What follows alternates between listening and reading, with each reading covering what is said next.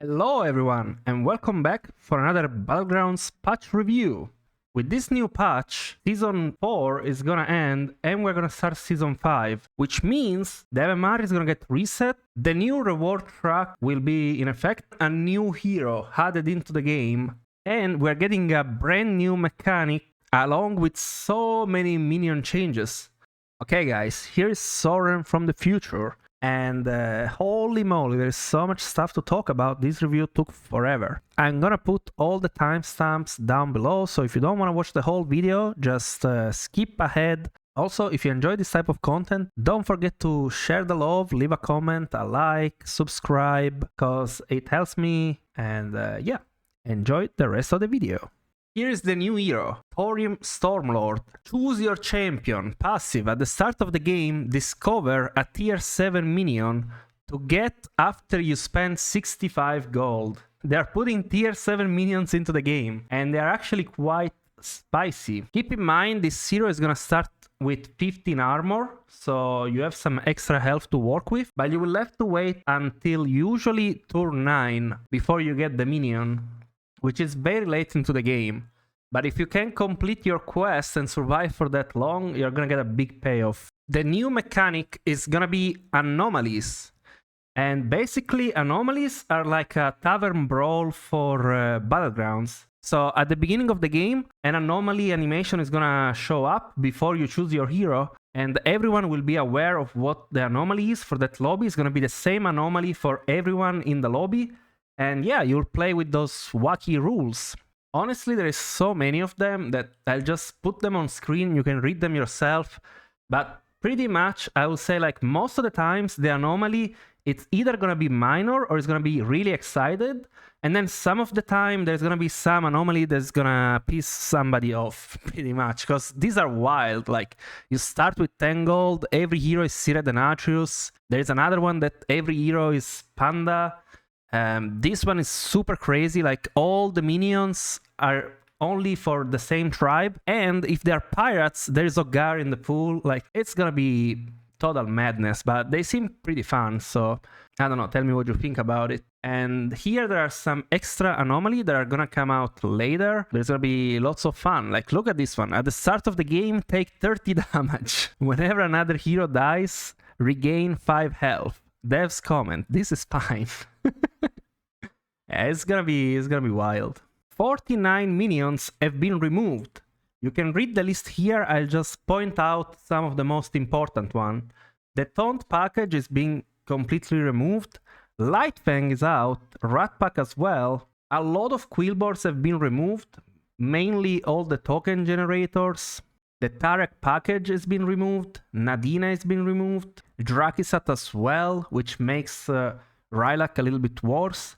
Felemental and Battlemaster, which are a huge hit for Rylak, and Felemental is also like a big thing for Demon that this card is now missing. Magmalock is gone together with Tavern Tempest, which is pretty huge for cycling comps and elementals in general. Anoyo Troop is gone as well, which was an insane tech card, together with all the Divine Shield package like Grisbot and Cyberdrake and all that stuff, Gem Splitter. Mecha Jaraxxus is gone as well, which is another big hit for demons. Like, I don't know what they're gonna do now. Last but not least, Mantid Queen is gone. We also have some honorable mention for some cards that recently got into the game but are already gone. Like Blue Shell, which was one of my favorite cards, is now gone. Tide Walker is also gone, so a lot less poison in the game. And Upbeat Upstart, which, to be honest, had a pretty problematic effect to balance. So it's understandable why they had to remove this elemental, especially since they are cutting out on poison a little bit. At the same time, we're getting back 11 of the old minions. Once again, I'm not gonna read them all, but Reef Explorer is back, which is sick. This is one of my favorite cards of all time. Very sweet card, can't wait to play with it again. Elise is already back, which is also amazing. Captain Flakdust, it's also back. And this used to be the OG Quillboar scaling, then it got power crapped and it was removed from the game, but now that you can make your gems bigger, this is back. Not to mention that this card was also removed because Naga were about to come out. So now it's gonna be the first time when we can actually combine Flat Tusk with Atisha and see if that synergy is actually worth anything, which I doubt it by today's standards, but who knows, maybe it's gonna be fine. And Floating Watcher is also back. This is the card that created the first sort of oppressive meta back in the days. This used to be a tier 3, and when this thing came out, the whole game was basically stay on tier 1, triple Rough Weaver, level to tier 2, and hope you triple into Floating Watcher.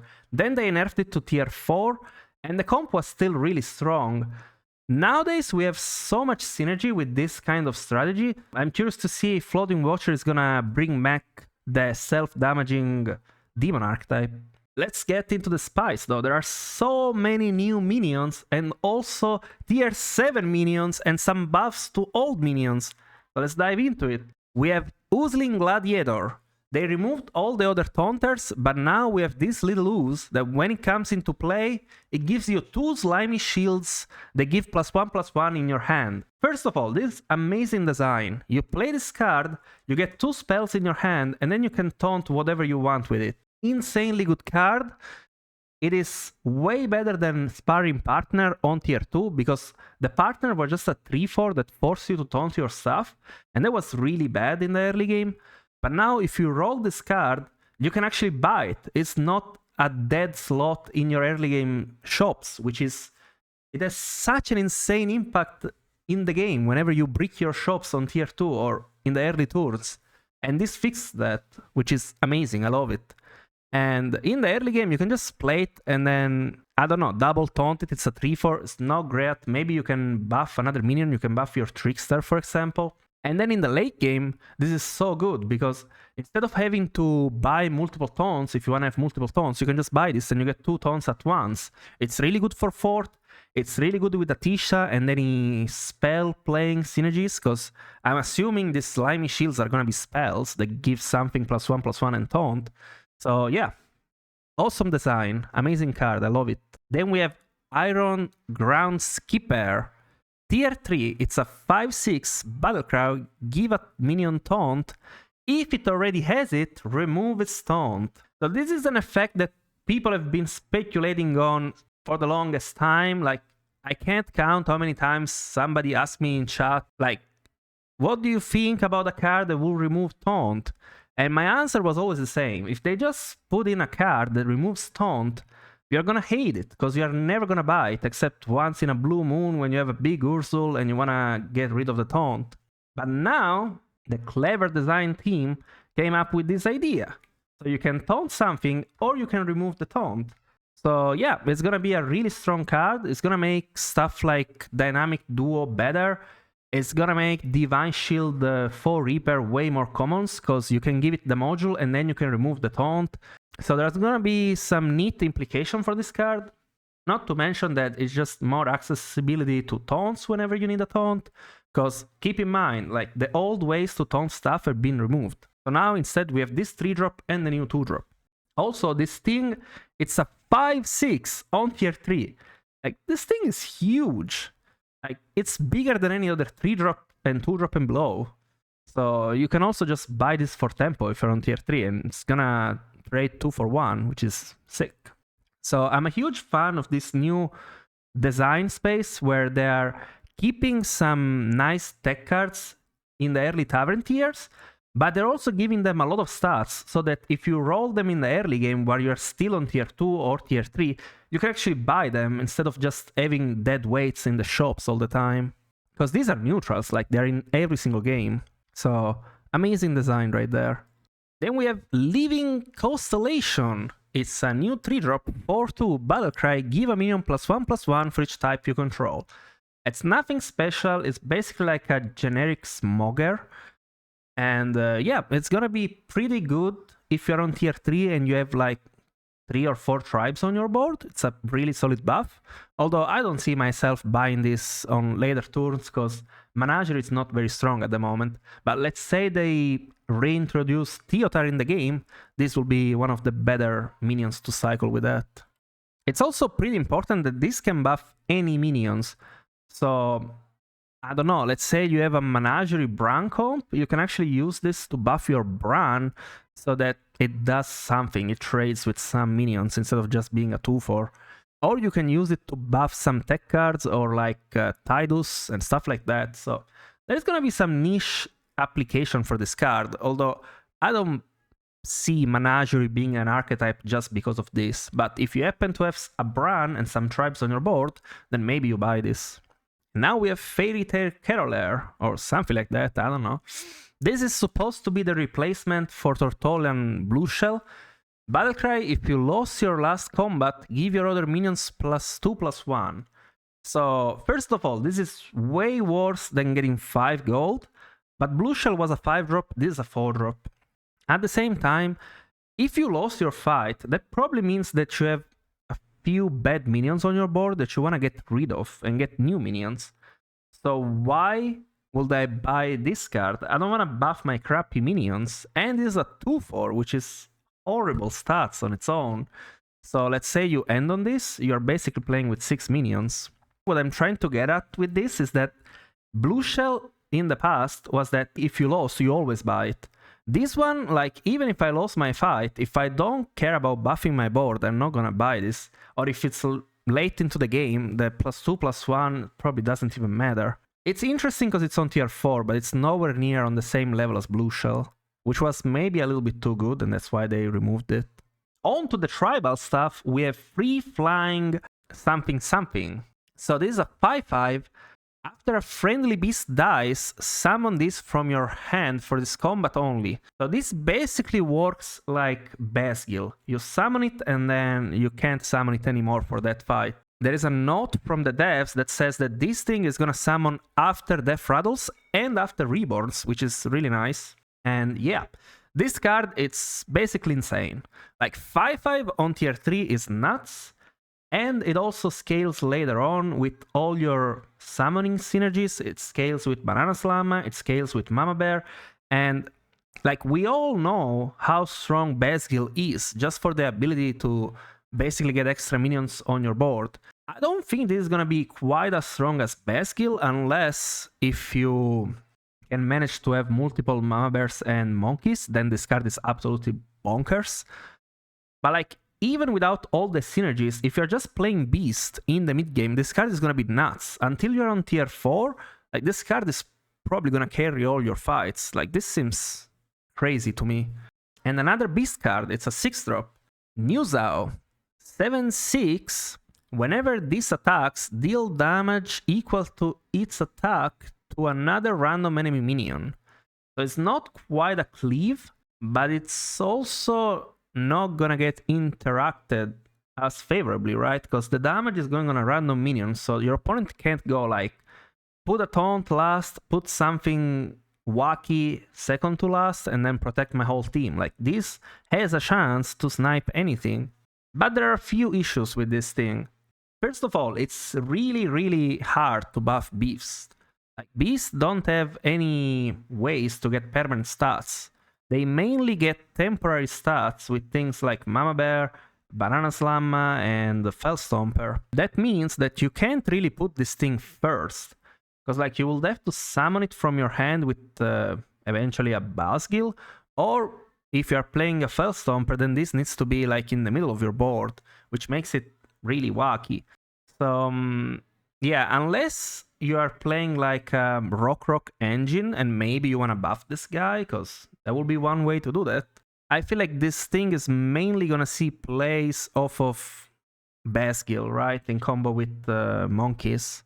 So this is a new Monkey payoff, which, I mean, it's a really strong payoff. Even though it's not exactly a cleave, like, it's basically as close as it gets. So yeah, that's how I see people playing this card. But maybe it's gonna have some more plays, because like I don't see people using this as a tech card because it's not reliable. You're just gonna hit something random. So you wanna make this big and then trade multiple minions with it, pretty much. That was it for the Beast. Now we have some new Naga stuff. Also, it's not exactly it for the Beast because there are gonna be some dual tribe minions. But for now, we're talking about the simple single tribe minions. So this new Gladiator, it's a 1/1 Divine Shield. Whenever you cast a spell, this gains +1 attack. This is basically the new Eventide Brute, I think it was called. I don't know, the 3-drop Naga that got +1/+1 whenever you played a spell. This one only gets +1 attack, and it starts as a 1/1, but it has Divine Shield, which makes it more useful. Yeah, I think this is basically gonna serve the same purpose, but it's just gonna have a way better late game potential since it has Divine Shield, so it's probably gonna be a more popular choice than the old Brute, I would assume, even though it just starts as a 1/1. But if you have some synergies on your board, let's say you buy this, you have 2 spells, it's already a 3/3, it's already a 3/1, not to mention that you can also buff it with your spells. Although the fact that it starts at 1 health really stinks. I feel like this could be like a 1/3 or a 1/4 and it wouldn't be the end of the world. Maybe the 1 health is gonna keep people from buying this. I could see that. Because until you get a Tisha, like, you're only getting attack, which is good and all, but as soon as you face a token comp, you get wrecked. Dagger Spine Thresher. It's a 3/5. Whenever you cast a spell, gain Divine Shield, Wind Fury, or Venomous until your next turn. Why is it until the next turn? I don't know. Like, this seems to me like basically... What was the name? Pufferquill? Yeah, this is a Pufferquill 2.0. And Pufferquill was horrible. So this thing is also going to be horrible. Unless if you are playing a dedicated Spellcraft comp, and then you can proc all 3 effects at the same time. And even then, like, you just buy this as a tech card, the same thing as Pufferquill. So honestly, I'm not a fan of this card, but maybe it's gonna play better than it looks, because I guess if you make this big, it's still a big Divine Shield, because once it's big, the Venomous is most likely irrelevant. But hey, I guess it's a Pufferquill with upside, can't complain. So we said that Quillboars lost basically all of their early game gem generation, and they're getting a new one, but it's only 1 card. And it's a 3/4 Brearback Bookie. If you have any unspent gold at the end of your turn, gain 2 blood gems. So this is a pretty nice effect. Like, I think this card is gonna be kinda nutty on tier 2, because like you can just buy it, and then once you get to tier 3, you can easily float the 1 gold if you level to tier 4, or even if you stay on tier 3, and get some blood gems. So yeah, this is gonna be a pretty good card, although it's nowhere near on the same level of the cards that are leaving. Stuff like Bristlesmith, that whenever a taunt dies, you get a gem. Or like Gem Splitter, that gave you a gem for every shield. So those cards basically gave you 10 gems for free each turn. This gives you 2 at most. And also Prophet of the Boar is leaving, which once you had 2 of it, or you made it golden, you had so many gems all the time. So yeah, they're deciding to keep the gem buffing engines around, but they took away all the early game insane gem generators, which is interesting. We'll see how this plays out. So now you can buff your gems, but you're not gonna get massive gems, so you could just get rushed down and die. And then you need to try and triple into a payoff 6-drop Quillboar. So I don't know. To be honest, Quillboars might be dead in the water without all the premium generation that they had in the past. And honestly, if that was the case, I wouldn't even complain, because I would say we've had enough of Quillboars for the time being. They've been way too strong ever since they put Piper on tier 3, so I'm okay with this change. For Murlocs, we have Murkulis. It's a tier 2 minion, 5/2. Whenever this kills a minion, give a minion in your hand +2/+2. First of all, the art, the name of this card, 10 out of 10. I love the flavor. Can't say the same thing about the design though. I'm not a big fan of this design whenever this kills a minion, because that means that it's gonna make combats more frustrating than they already are, which is already enough. Like, a lot of people hate combat RNG. Honestly, I don't mind it too much, but like, I already know that I'm not gonna buy this card too much, because I just don't like this type of thing, that like, maybe I'm holding a minion in my hand, and then this doesn't kill anything, And then I'm really sad because I didn't got the buff, and I also held a minion in my hand, so I had fewer minions than I should have had. So yeah, not a big fan of this card, although if you get it on turn 3, together with something that you want to buff, like an E-Imp, maybe you just play this, hold your E-Imp, get a +2/+2, and then just play a normal game, because I will never just force myself to hold cards just to sometimes get a +2/+2. That's where I'm at with this card. But I guess some people that like the thrill of this kind of gambly stuff, they will enjoy this card. I think this card is for them. Then we have Murky. It's a tier 6 minion for Murlocs. So historically, all tier 6 cards for Murlocs have always been broken. So let's see what this does. It's a 6/5 Battle Cry.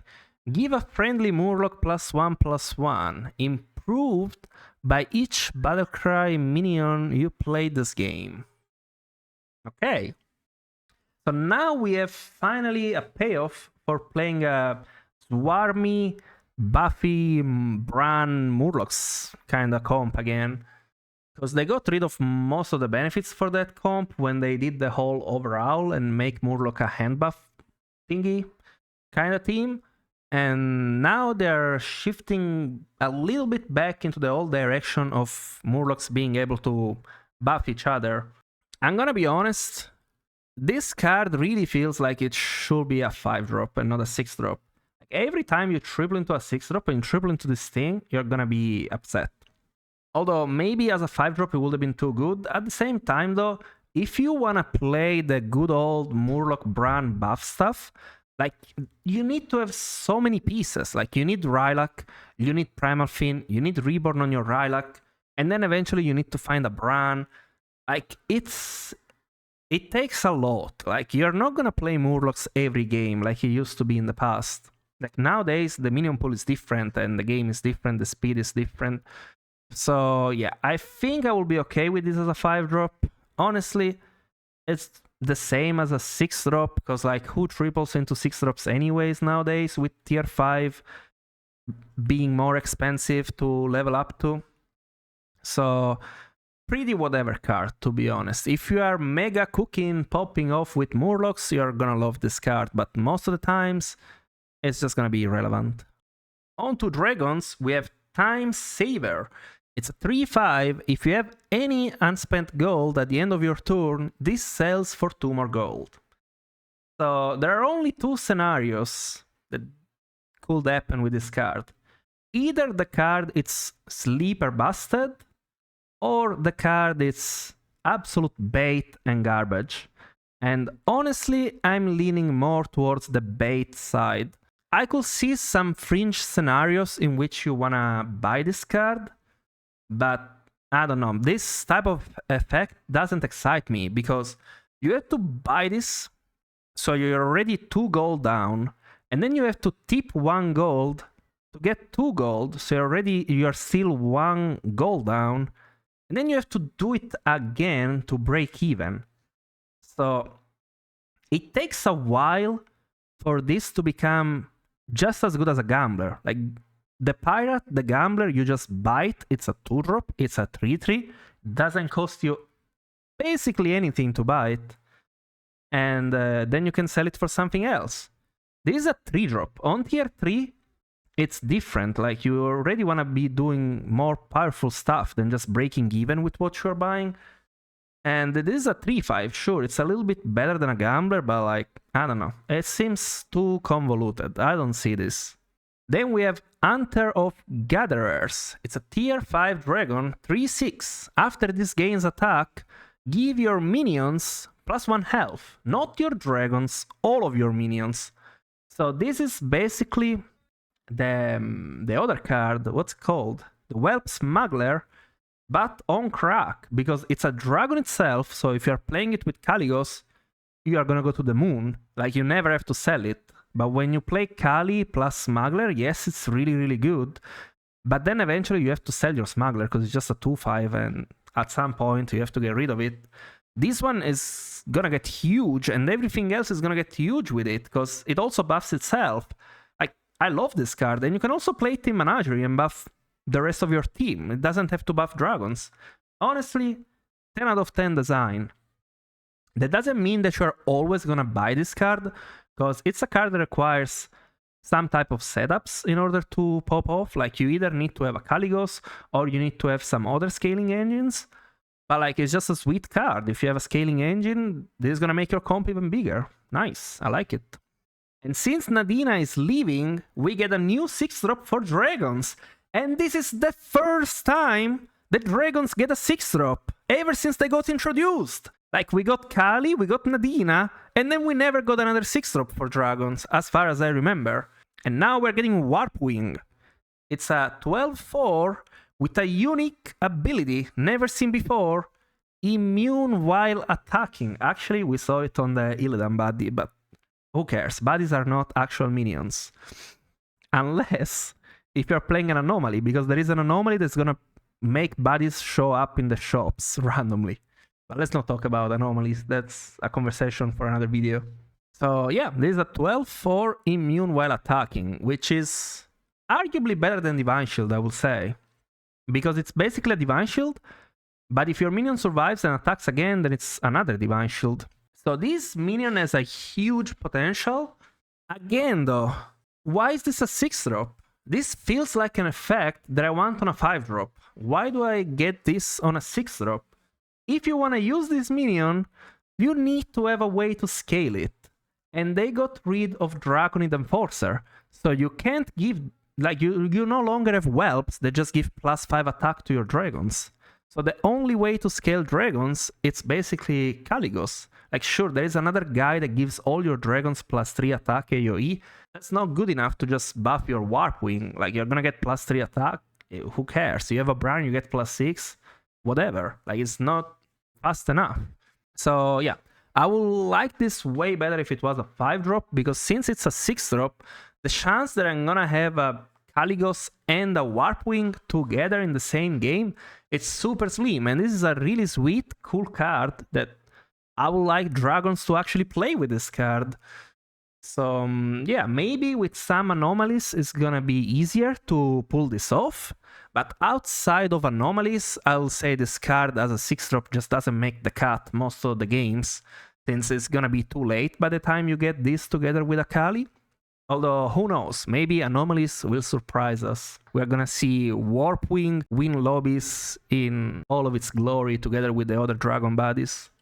On to Elementals, which, keep in mind, Elementals lost Magma Lock, that outside of infinite combos with Trumpeteer and Rock, Magma Lock was basically all that was left for Elementals. And I guess Recycling Wraith. Now we have Bejeweled Duelist, which is the replacement for Molten Rock, which I believe it's also leaving, I'm not sure. It's a 3-4 taunt. Whenever you refresh, gain 1 health. This is worse than Molten Rock in the early game, because you're not gonna roll unless if you're Nosdormu, and then I guess congratulations. And it's gonna be marginally better later on in the game, because if you don't have Recycling Wraith, you're not gonna roll like 5 times in a turn, and even if you do that, that probably means your turn was garbage overall. So yeah, I'm not a fan of this card, but I mean, Molten Rock was already bad. Even if this is bad, it's not gonna change anything, and maybe it's gonna be good sometimes if you get your Recycling Wraith, so I guess doesn't excite me. We also have Sparkling. It's a new tier 3 elemental, 5/2, Battlecry, give all other minions +1/+1. So instead of Smogger and Elemental, the dude that buffed the shop permanently, we get a Sparkling.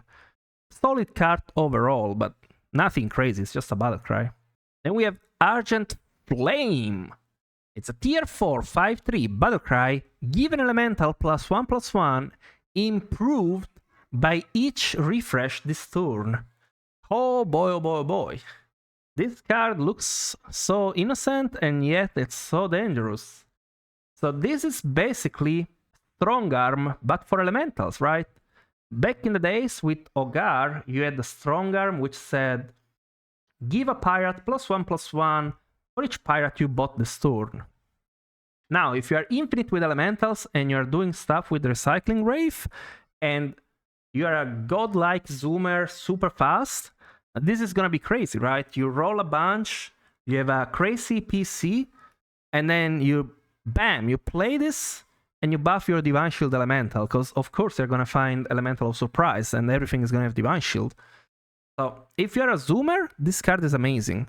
At the same time though, nowadays when I'm playing Elementals, what I aim for is to just get enough Trumpeteers, and then I get rid of my Recycling Wraith, because the in-game animation for getting a free roll with that card is super slow.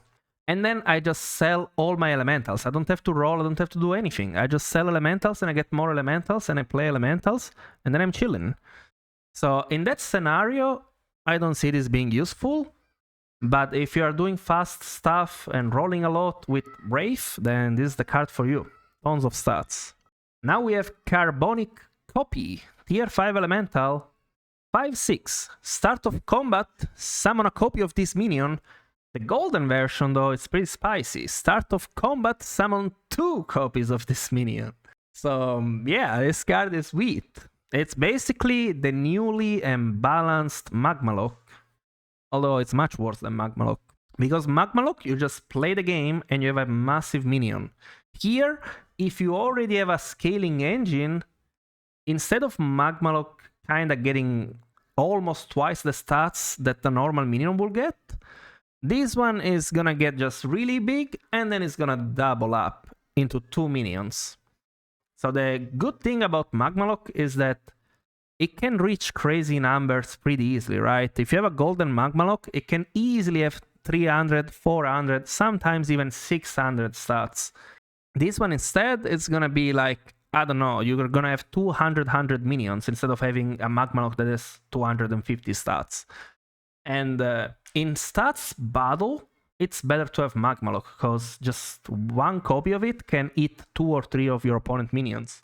But if you're playing against mechs or poison comps, then this guy is gonna be a better buff target for you. Not to mention that Magmalock is gone. Also, if you can triple this with the Divine Shield Surprise guy and give it Divine Shield, then yeah, this is gonna be sweet. So there you go. Now there you have a new big Magmalock guy that you wanna buff, pretty much. Okay, let's see what they're doing with mechs. Mechs were also one of the strongest tribes. They lost Gem Splitter, so now it's way harder to scale mechs. You basically have to buff the magnetic stuff in your hand, and they also lost War Gear, so that means a little bit less magnetic. And what do they get? They get Inventomatic. This is a card from Constructed. It's a 2/3. Whenever you magnetize a minion, give it +1/+1. 2/3 on tier 2. Terrible. Whenever you magnetize a minion, give it +1/+1. In the early game, you don't want to magnetize minions. In the early game, you're not going to buy this, and then you can buy it later. But if you're buying this later, why wouldn't you just buy the Copter guy that buffs a card in your hand +1/+1 whenever a shield gets popped, right? To me, it looks like it should be a 1-drop. Honestly, it's probably a card that shouldn't be in the game to begin with, because this card is clearly balanced for Constructed. It's not balanced for Battlegrounds at all. But hey, here it is. Buy it if you like it. I know that I'm never gonna buy this thing. Adaptable Barricade, tier 5 max. It's 12 attack, 1 health, taunt. Doesn't have shield, it just has taunt. Whenever this is attacked, its shift, its stats to survive with 1 health. Whatever, dude.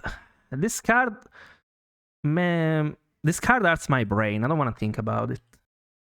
Relentless Sentry, tier 3 undead. 5 attack, 1 health, avenge 4, gain taunt and reborn. Tier 3 5/1, avenge 4, gain taunt and reborn. Isn't this the most broken card ever? On tier 3, I guess you need to have a little bit of setup, because you need to have Death Rattles and you need to have a different minion that's a taunt, so this doesn't get sniped immediately. But yeah, this card is bonkers, right? Because what's gonna happen is, let's say you have a taunt and you have a Handless Forsaken first. Your Handless Forsaken dies, your Taunt dies, your little dudes die. 4 minions have died. This thing becomes a 5-1 Taunt Reborn. It gets killed, and now it's back to being a 5-1. Because like it's a taunt, so it protects your other stuff.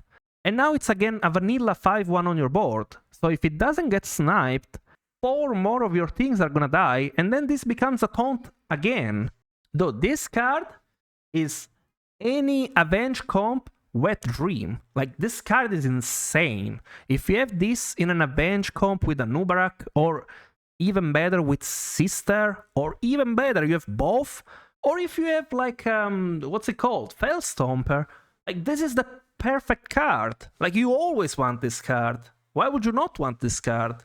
And it's a 3-drop, and it has 5 damage, which is already nuts for a 3-drop. Like, if this doesn't get sniped, it's gonna kill 2 things on tier 3. There's 5 attack, it just kills anything. Yeah, this card is nutty. One of the best 3-drops in the game, for sure. Not to mention, it is an undead. So if you're playing with buff attack team, it's just gonna get even bigger, and then it deals... Oh my god, dude, this card is insane. I love this card. This card is my favorite card so far. Undeads are back, guys, and they are strong. Sore Loser, tier 3 undead. It's a 1/4. Your undeads have extra attack equal to your tier. So this thing is a 4/4 already by itself if you're on tier 3. And it buffs all your other undeads as long as it doesn't die. And guess what? The guy that we just saw is gonna protect it because it's gonna get taunt.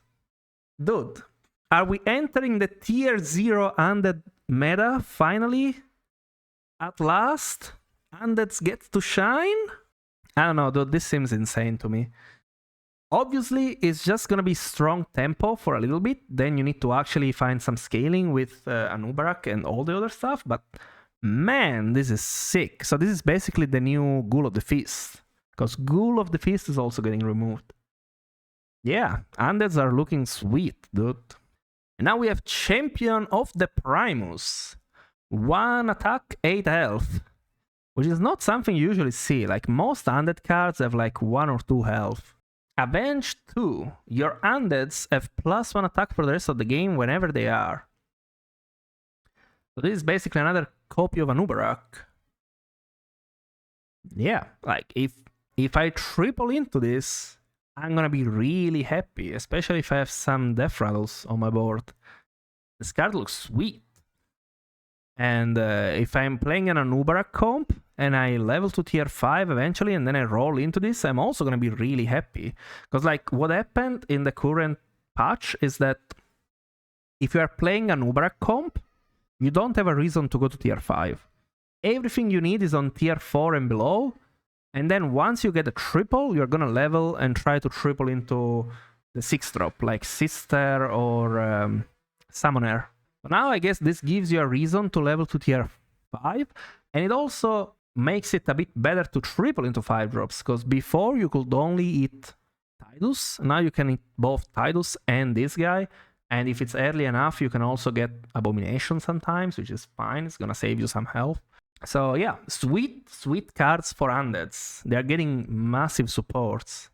So far, I would say they get the most cohesive team when it comes to new support minions. So that's nice. Now we have some new dual tribe minions. Let's see what they're doing with their design space. Surf and Surf. Wait, it's double Surf. Okay, I guess these guys are buddies. It's a 1/1 drop, Naga Beast. Spellcraft, give a minion Death Rattle, summon a 2/2 crab until your next turn. Okay, so I mean, sure, this is pretty good. It's like you're gonna buy tokens, then you're gonna buy bludgeon minions, and then you're gonna buy this, right? Well, seems good. Good minion. Seaborn Summoner. Tier 2 Naga Elemental. Spellcraft, choose a minion. Add a minion of its type to the tavern. So this looks pretty innocent, right? And it's a 2/4, so if you want to buy it in the early game, you kind of have to pay the price, because I will say the average stats that you're expecting for a 2-drop is like 7 total stats, like either a 4-3 or a 3-4. This is just a 2-4. It's a little bit below curve, but the effect is really cool. Because if you are on tier 2, this is a pretty decent chance to give you either a pair or a token, depending on which tribe you are targeting. So depending on what you need, if you need economy, you can try and get it. If you want a pair or a triple, you can try and get it. Not to mention that it's pretty spicy when you're leveling up, because you can level up, then you use this, and you're gonna have a tiny chance to get a higher tier minion, right? Let's say you're on tier 2, but you're just leveling to tier 3. You use this effect, maybe you get a 3-drop, and then you can buy it immediately. So it's kind of like a pseudo roll in that sense. That being said, like, this card just seems sweet, right? It's surely not overpowered. If anything, it might be underpowered, because it just has a really low stats. But it has all these nice little things going on for it that just makes it a sweet card, right? You're gonna buy this card sometimes, and sometimes it's gonna work out for you and you're gonna feel good about it. It's gonna make you feel smart that you went for all these sneaky lines and they pay off. And then sometimes it's just gonna be a 2-4 on your board that doesn't really do much, and you're gonna be okay with it, I guess. Clever design right there. Withered Spearhide, tier 3 Undead Quillbore. It's a 2-2 Reborn, Death Rattle, get a Blood Gem. So this card is pretty neat. Because first of all, it's a Death Rattle, which means that now you can actually play Prickly Piper with Tidus and this, right? And you're gonna get a lot of gems. Sure, you have to pay the price of having a Tidus and a Piper and this guy on your board, which are all weak minions by themselves, like they don't have divine shields and stuff like that. But you've got a pretty good attack scaling engine going on, right? So it's interesting that they are shifting Tidus more towards a scaling engine at this point, right? Because you can scale with Quillbores and you can scale with Undeads. You can have all those stuff going on. You can also scale with Murlocs and Scarfins, so interesting design that they're exploring right there. Seems pretty cool. Also, you're not gonna feel too bad about having this card as an undead, because as said, it has Reborn, so it synergizes with all the main undead things, stuff you wanna do, and it gives you blood gems. As we said in the past, most undeads have like 1 or 2 health. But just getting some blood gems here and there, it might give you enough extra stats so that you can actually play around a Tunnel Blaster, and that's pretty sweet. That means you're not gonna get blown out of nowhere whenever somebody plays that card. You can plan ahead and play around it, so nice card. Obviously not as busted as Gem Splitter or anything like that, it's just a sweet, solid card. Here we have the Dreadbeard. It's a Demon Pirate, 4-4. At the end of your turn, deal 1 damage to your hero and get a gold coin.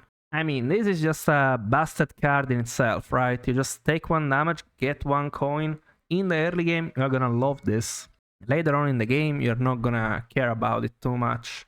Maybe if you're playing some kind of pirate or demon cycling strategies with like Urzul and stuff like that, maybe you can end on this and then you get 1 gold back. I don't know, but yeah, this is mainly an early game card, and just if you go 3-on-3 and you can buy a 4-4 that just gives you coins, like, you're just gonna buy it. It's just really, really good, even though you have to pay 1 health. It doesn't really matter.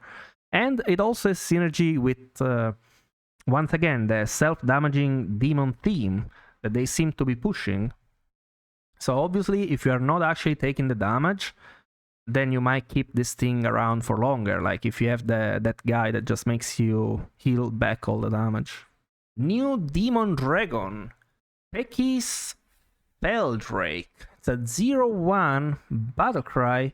Consume 3 minions in the tavern to gain their stats. So if we were in the current patch, I will say this is a 5-drop.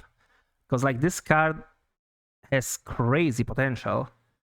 Although, keeping in mind the fact that they're getting rid of elemental, then maybe this is gonna be fine on tier 4. But like, I can see a lot of scenarios where this is gonna give you above average stats.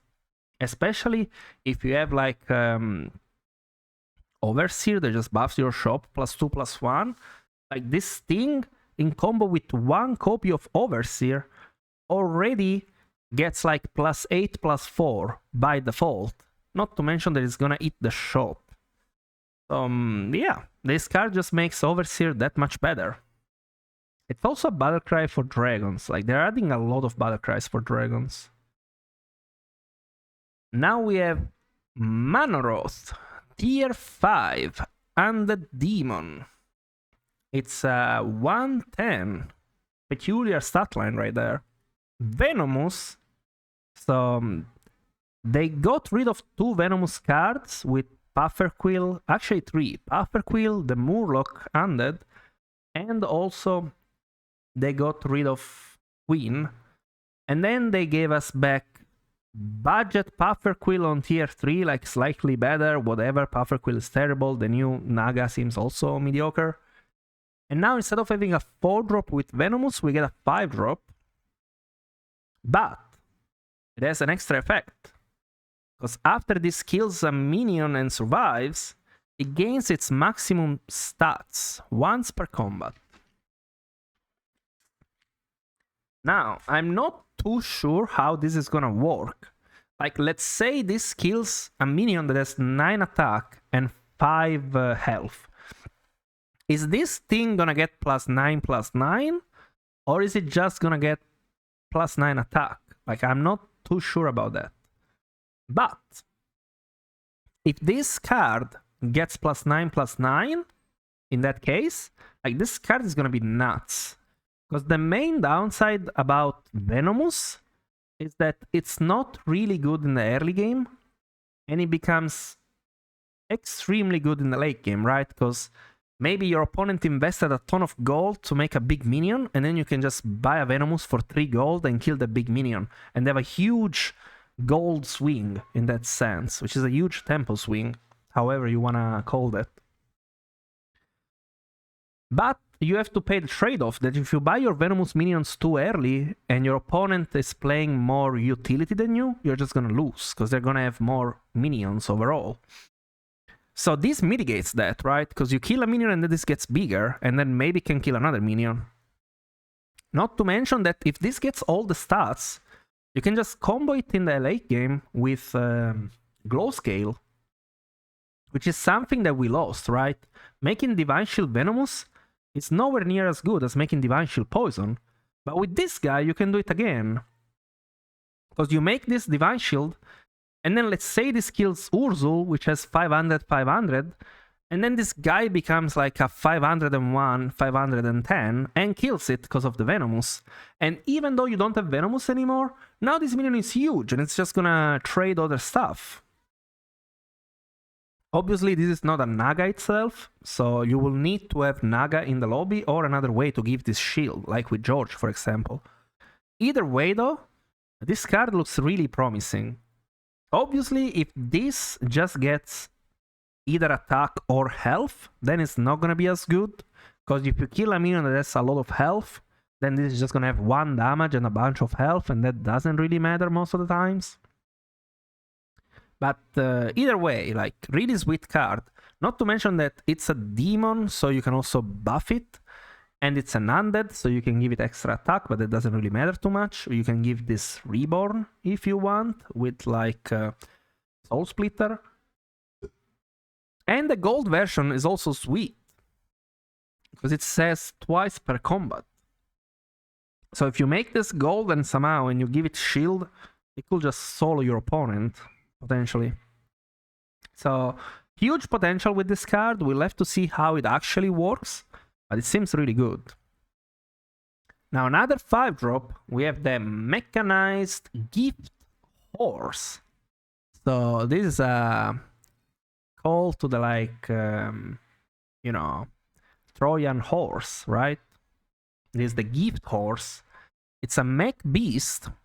It's a 4/4. And when it dies, you get two 2/2 mech horses, which are also beasts and mechs. And then when they die, they're gonna summon one mecha pony. So you start with a 4/4, then you get two 2/2s, and then when the 2/2 die, you get a 1/1. So this is like 5 minions in one. So even though we lost Rat Pack, beasts are getting this new toy, which is gonna be nutty with Mama Bear, and it's also gonna be really strong with Fellstomper and any other strategy that just wants to go wide. Not to mention that these are all mechs at the same time. So if you are playing with Deflecto, this guy is a reset that gives you 2 more resets when it dies, which is really, really good. Onto the Elemental Quillbore, we have Transmuted Bramble Witch.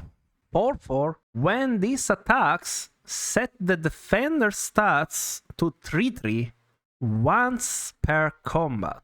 Okay, once per combat is really, really important. This is a 4/4 that always trades 1 for 1 and leaves back a 4/1 as long as your opponents don't have Divine Shields or Death Rattles or Reborns, which is very comparable to a Leroy already, right?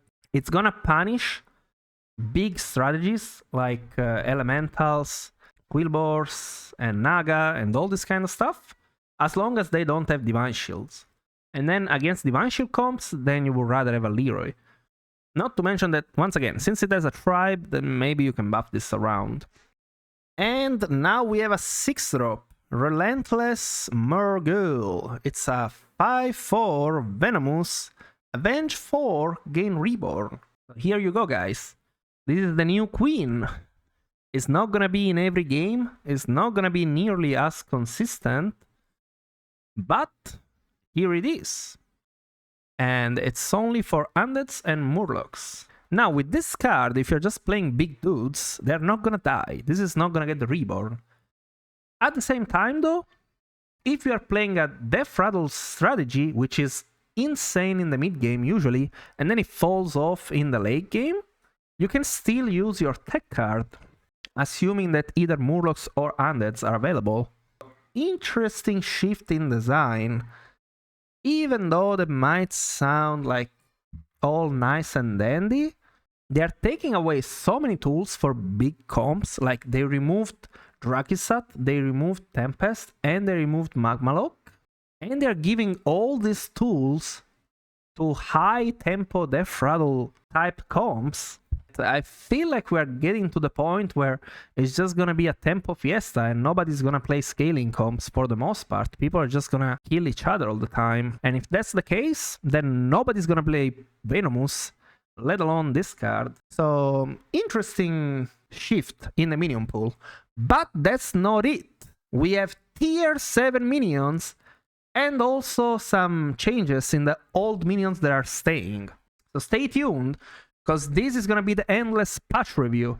And if you're enjoying this but you haven't dropped a follow yet, follow now. It helps me grow the channel and make even more videos for you guys. Keeps me motivated, so go ahead. So tier 7 minions. These are only going to be accessible via the new hero or when you have an anomaly that unlocks tier 7. And when that anomaly is in play, you can triple into them and you can even level to tier 7. We don't know how much it's gonna cost to level to tier 7, they don't say that, but that's something you can do. You can just go to tier 7 if you want. So that being said, outside of the new hero, it's gonna be insanely difficult to get these tier 7 minions, right? Because you need to be on tier 6 already, and then you need to get a triple. Like, that seems very tricky to do. So let's keep that in mind, and let's try to see which one of those are going to be good. We have the Argent Braggart, and we already know this one. This is a Dark Moon Prize reward. It's a tier 7 1/1 now. I wonder if the version that you get from the Dark Moon Prize is also going to get tier 7 treatment now.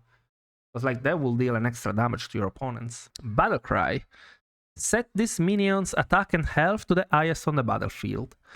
And then the golden version gives you double the highest on the battlefield. And that version is obviously bonkers with Bran, because you then get quadruple the highest on the battle cry. So this card is obviously really, really good if you are playing like big stats versus big stats. You get another big boy, and then you probably win. But if you're playing against poison, it's not going to help you as much. Then we have King Varian. It's a 9/9. When you sell this, discover 2 tier 6 minions. Honestly, discovering 2 tier 6 minions that late into the game, you're just gonna try to discover the new Murloc that just basically is Queen. Or maybe like you will try to triple a 6-drop. Yeah, it seems okay, but like don't expect to sell this early on and get like double Caligos. Like that's almost never gonna happen, but it could happen. Then we have Moira Bronzebeard, 3/9. Your battle cries and death rattles trigger twice. This feels like a strong card for a Rylak comp. How are you gonna get a tier 7 minions playing Rylak outside of the new hero? And also, are you even gonna play Rylak now that Battle Master is gone? I don't know, but maybe. Papa Bear, 12/12, death rattle, summon 3 Mama Bears. You need to give it taunt, and then you need to play 2 minions down, right? Because you need to go second, they need to kill this, you need to summon the triple Mama Bear, and then the rest of your comp is gonna function. It's gonna be tricky, especially if your opponent knows what you're doing. They could just play some Death Rattle 1/1s up front, and then this guy never dies, and then you are doomed. I don't understand why this is 12/12 stats, and why it doesn't have taunt. Don't get me wrong, if you pull it off, it's pretty strong. Because you get triple Mama, so the first one is a 5/5, and then it's a 10/10, and then the last one is a 15/15. So your Mama Bears are gonna be big. But like, it seems a little bit too convoluted to be good. Once again though, if you get it really early and find a way to give it taunt, could be very strong. I would like it better if this thing was like a 3/3 taunt or something like that, instead of being a 12/12. Now the demon one, Champion of Sargeras. It's a 10/10. Minions in the tavern have +10/+10. So if you have the new dragon/demons, with this, you play it, it's gonna be a 30/31 plus all the bonus stats that you get from the shop. Not to mention that if you have Felbat, this is insane value. For undeads, we have the Recurring Nightmare. A 5/5 Death Rattle, give a different friendly undead Death Rattle. Summon a Recurring Nightmare. So yeah, this one looks bonkers, dude.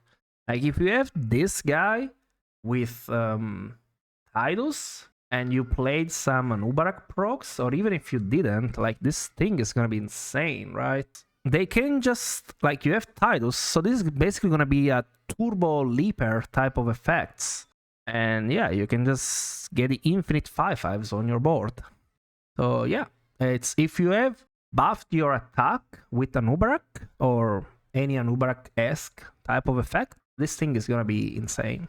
If you haven't, it's just a 5/5, so it's still gonna be extremely strong against small utility comps like Venom and some small type of mech comps, Deflecto comps. But I feel like if you don't have extra attack with Anubarak type of effects, then the 5/5s are not gonna get there, because they're not actually leapers, right?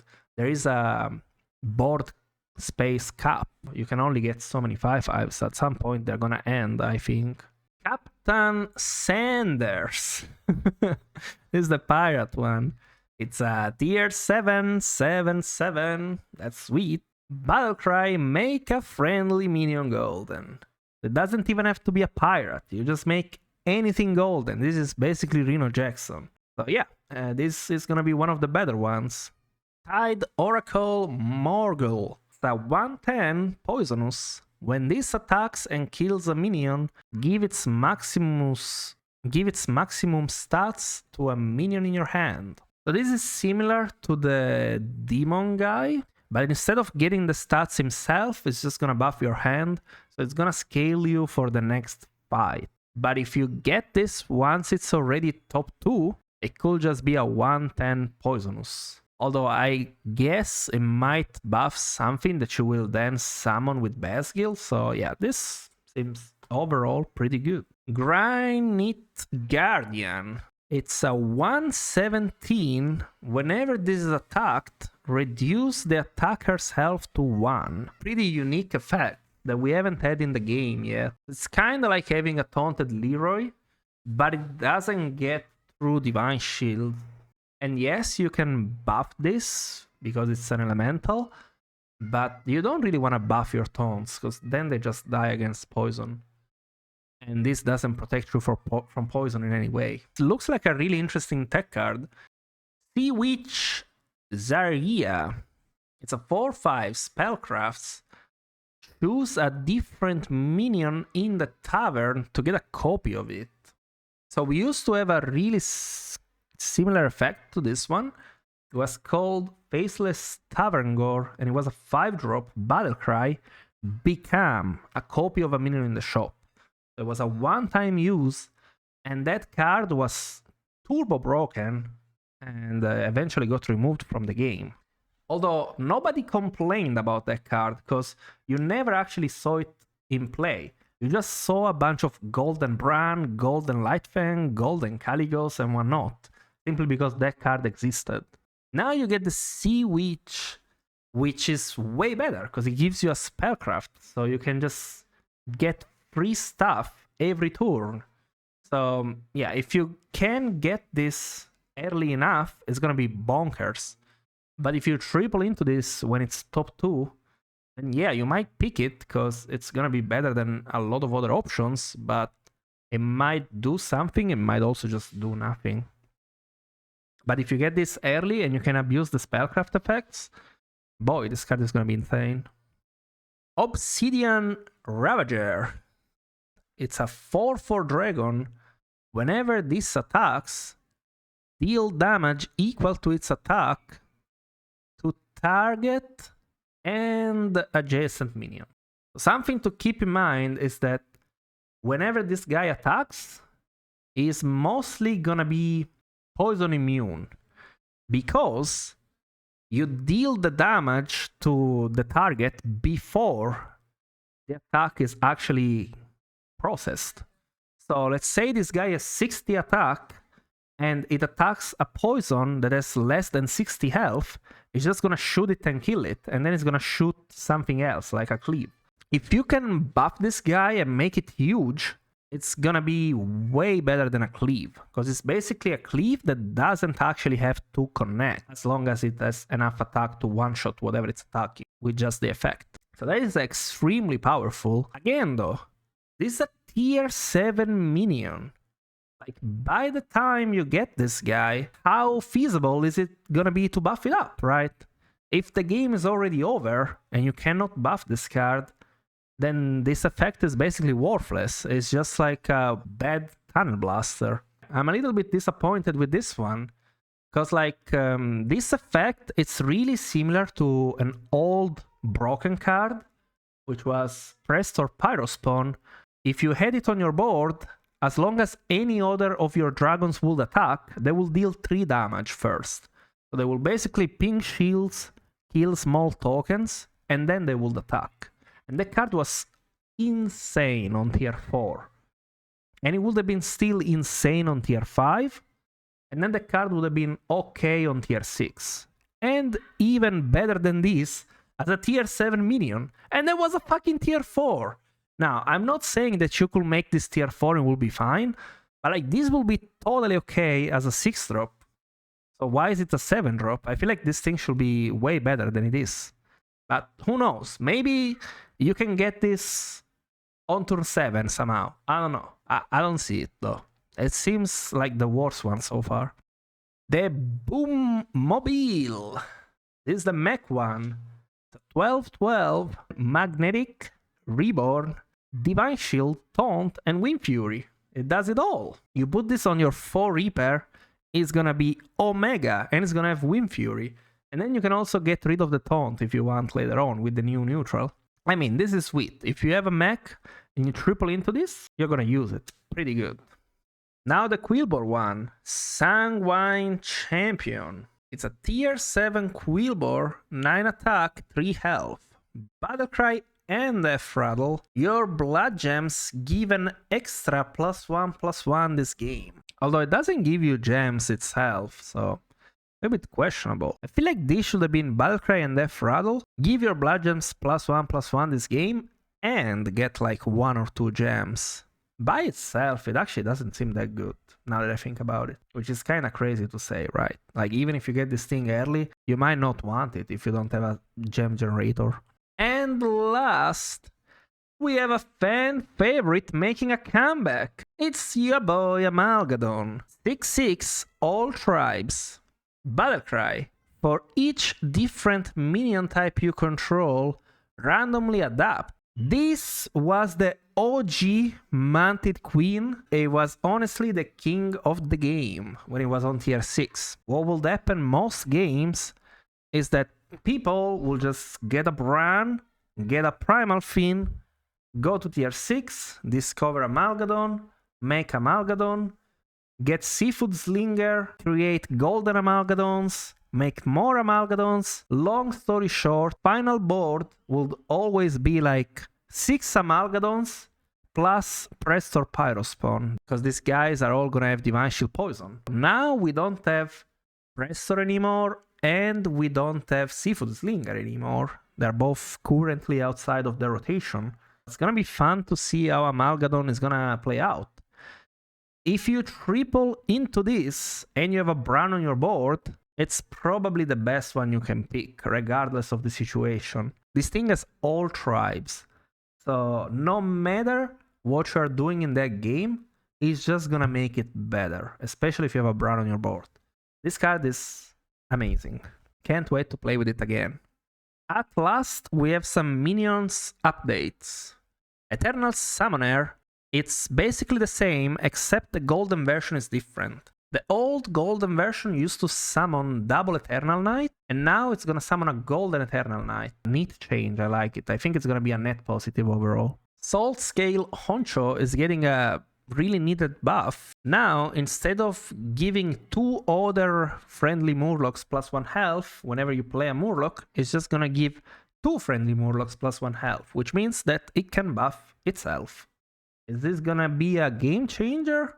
I don't think so, but I guess it's a nice quality of life change.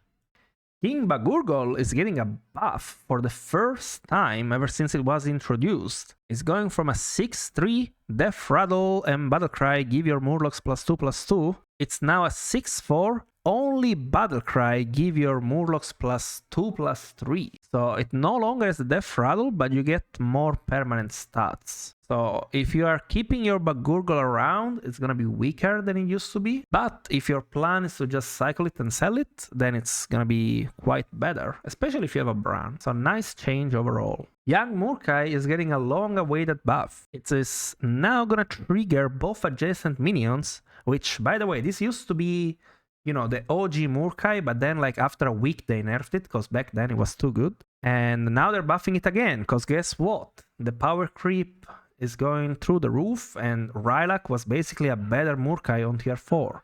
So it makes sense for this to get buffed as well. And the golden version, it's now gonna trigger adjacent Battlecries twice. Pretty cool, especially with Caligos. Party Elemental is back in the game, and it's been changed. It is now a tier 3 minion, and it has 2 attack and 5 health. After you play an Elemental, give a friendly Elemental other than it +1/+2. So it's a convoluted wording, but basically Party Elemental can now buff itself, and at the same time it will never buff the whatever minion you are playing in that moment, which is an insane quality of life change.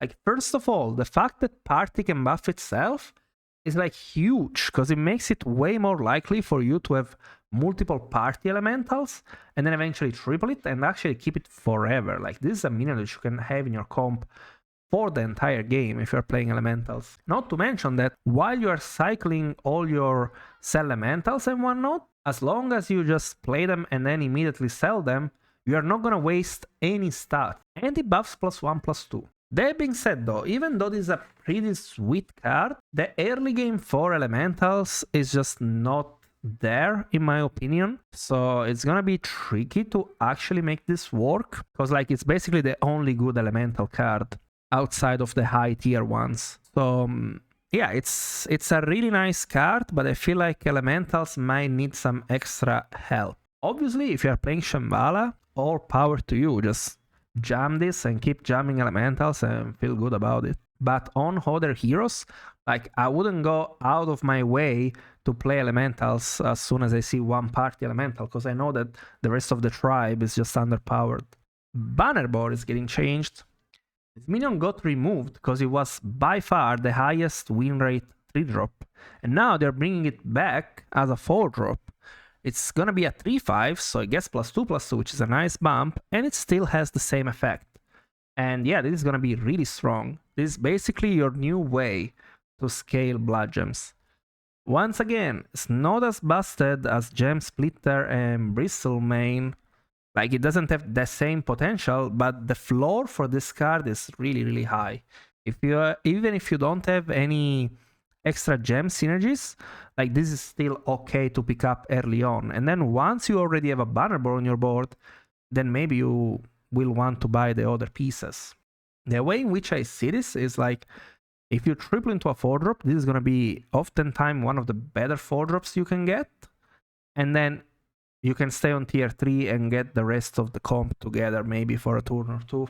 I don't know though. Quill boards overall feel way weaker than they used to be. Like way, way weaker. And that's it for the patch. I tried to go as fast as possible, but this was still like insanely long patch review. I hope you guys enjoyed it, and I can't wait for the new season to come by and enjoy the new spicy effects that are gonna be in every single lobby. Hope you guys will like them too. Don't forget to drop a follow, leave a like, check the stream on twitch.tv/sorreneasy, and I'll see you all in the next one. Bye!